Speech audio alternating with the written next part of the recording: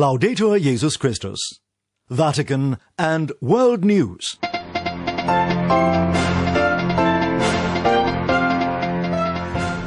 In the headlines this Easter Sunday, April 4th, Pope Francis kicks off the Easter season with a reminder that Christ's resurrection proves that we can always begin anew, no matter what.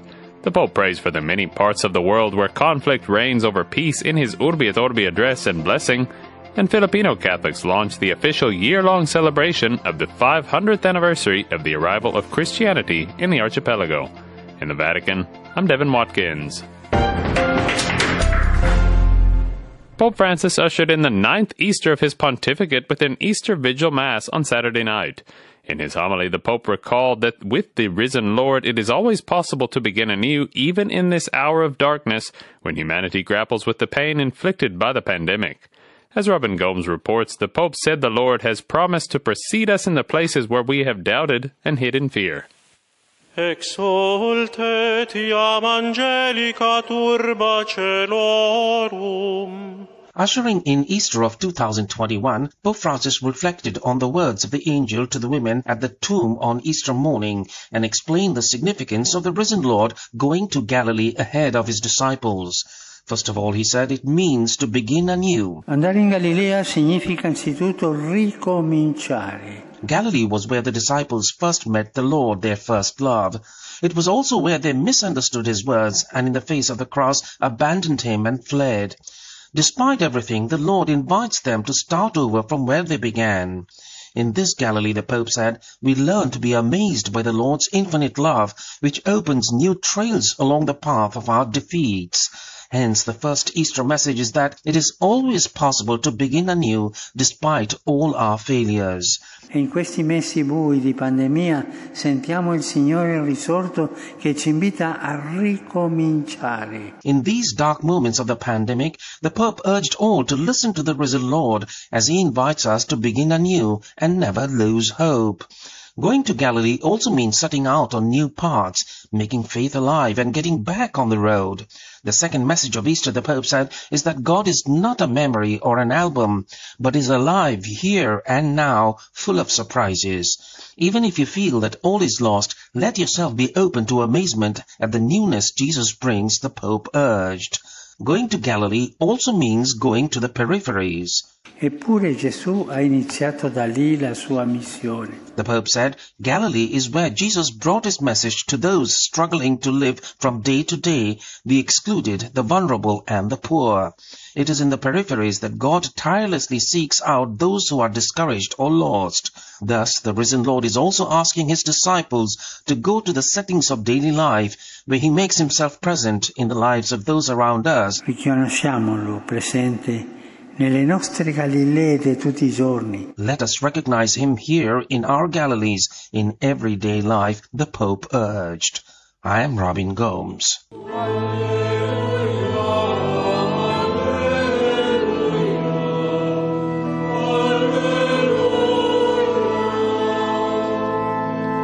On Easter Sunday morning, Pope Francis celebrated Mass in St. Peter's Basilica at the altar of the chair. Though few of the faithful were present due to COVID-19 restrictions, countless Catholics around the world joined the Pope via digital media across various social media platforms. Over 170 other broadcast networks and media outlets picked up the Easter broadcast. On this holiest of Christian feasts, Pope Francis chose not to multiply words, but to reflect in silence on the mystery of Christ's resurrection from the dead. In place of a homily, he led the faithful in silent prayer following the proclamation of the Gospel of John, which was chanted in both Latin and Greek. During the liturgy of the Eucharist, the Pope recited the first Eucharistic prayer known as the Roman Canon. It is the oldest Eucharistic prayer used in the Latin Rite, and its current form dates from at least the 7th century under Pope St. Gregory the Great. The Easter floral arrangements which adorned St. Peter's Basilica for the Easter Mass were donated by florists from Holland. This marks the 35th year in which they have done so, though the tradition paused last year due to the pandemic. The Dutch florist's compositions featured avalanche roses, and some were also donated to residences for the elderly in Rome as a sign of solidarity. At the end of the Mass, Pope Francis welcomed Cardinal Mauro Gambetti as the new archpriest of the Papal Basilica of St. Peter. Gli auguro il meglio in servizio. I wish you the best in your service at this church, which is so important for all Christians, he said. The Pope also thanked Cardinal Angelo Comastri for his dedication and 16 years of service in that role. Grazie tante. Thank you, Cardinal Comastri. Thank you for your pastoral care, your spirituality, your preaching, and your mercy. Pope Francis then expressed appreciation for all those who had worked so hard to prepare the liturgical celebrations of the Paschal Triduum. I want to thank all those who work here in St. Peter's, the choir, ministers, lectors, deacons, he said. To all of you, thank you so much.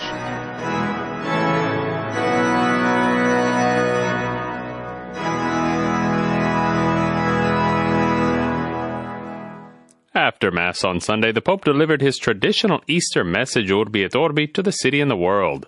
He said the event we celebrate today gives us hope that does not disappoint, and he prayed for several global issues which are close to his heart. The Pope urged rich nations to share COVID-19 vaccines with poorer ones, and he recalled the various conflicts in the Middle East and Africa and pro-democracy protests in Myanmar. Thaddeus Jones has the story. Throughout the world, the Church proclaims the joyous news that Jesus, who was crucified, has risen, as he said. Alleluia, the Pope said at the start of his Easter message broadcast live around the world. The Easter reality, the resurrection, offers concrete, tangible hope and consolation, he noted, but its message does not offer us a mirage or reveal a magic formula we might wish as an escape exit to the world's difficult realities, such as the spread of the pandemic, social and economic crisis hitting the poor especially. But he also noted the scandalous fact that armed conflicts have not ended and military arsenals are being strengthened. Cristo risorto è speranza per quanti soffrono ancora a causa della pandemia. The risen Christ gives hope and comfort for those suffering from the pandemic, the sick, and those who've lost a loved one, the Pope said, while he prayed that the Lord sustain the valiant efforts of doctors and nurses, while the international community commits to a distribution of vaccines, especially in the poorest countries.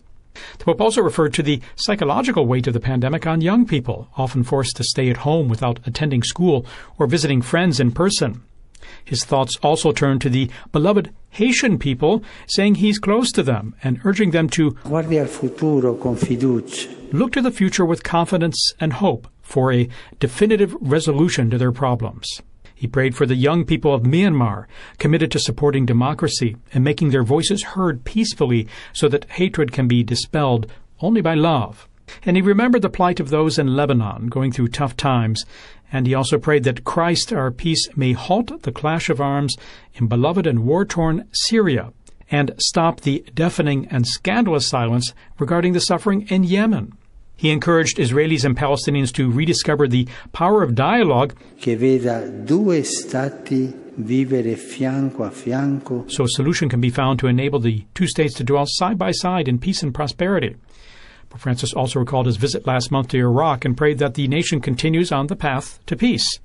The Pope's thoughts then turned to Africa, especially places suffering from internal violence and international terrorism in areas of the Sahel, Nigeria, Tigray, and the Cabo Delgado region of Mozambique. Continuino gli sforzi per trovare soluzione pacifica ai conflitti. And he prayed that the conflicts may be resolved peacefully through dialogue and a spirit of reconciliation and true solidarity. He also recalled that today, April 4th, marks the International Awareness Day against anti-personnel landmines, and said these insidious and horrible devices kill or maim many innocent people each year, and stressed how much better our world would be without these instruments of death. Amid these many hardships, the Pope said we must always remember that we've been healed by the wounds of Christ, and in the light of the risen Christ, our sufferings are now transfigured. Dove c'è la morte, ora c'è vita. Where there was death, now there is life. He concluded, we pray that the benefits of that healing will spread throughout the world.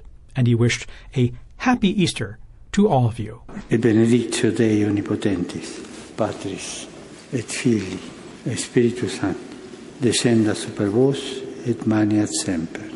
Amen. I'm Thaddeus Jones.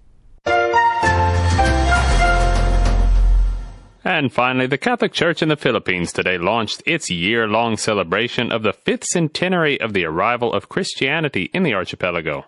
In 1521, the Portuguese explorer Ferdinand Magellan arrived in the region, and a priest traveling with him celebrated the first Mass in Asia and baptized the first Catholic community in the Philippines. To mark the start of the Jubilee, Pope Francis sent a video message to Filipino Catholics. As Lydia O'Kane reports, the Pope urged them to renew their enthusiasm for evangelization. In the video message, Pope Francis shared with the people of the Philippines the three mysteries of faith, which are part of the deepest Christian roots of the Filipino people: Nazareth, the Cross, and Pentecost.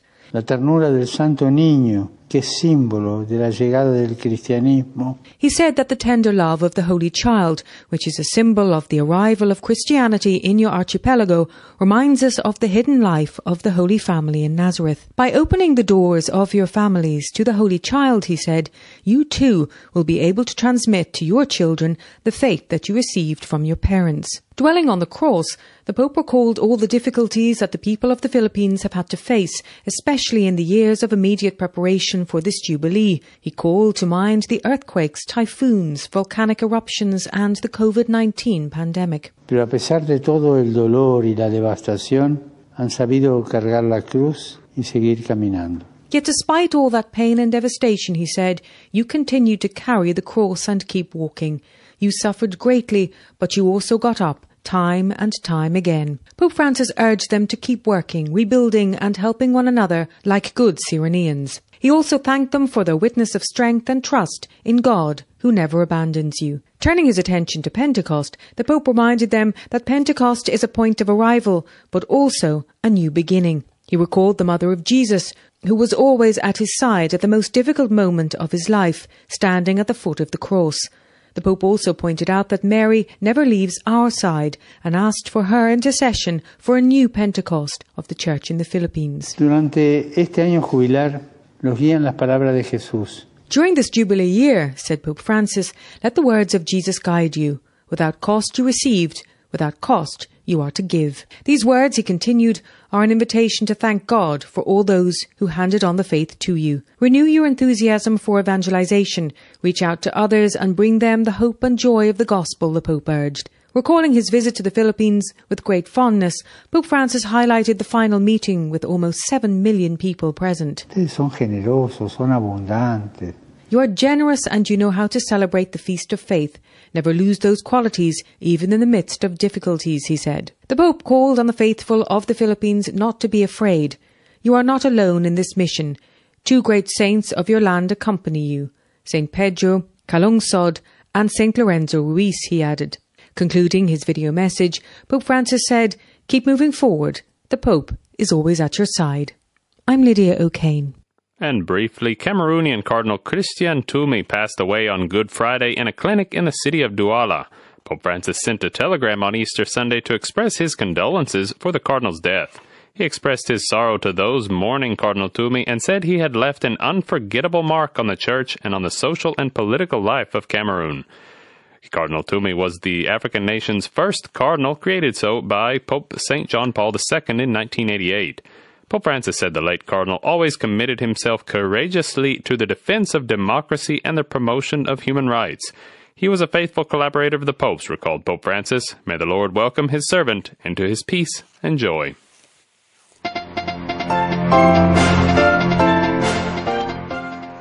That brings us to the end of this edition of Vatican and World News. For more on these and other stories, go to our web portal at www.vaticannews.va. There you can also find all our broadcasts in podcast form.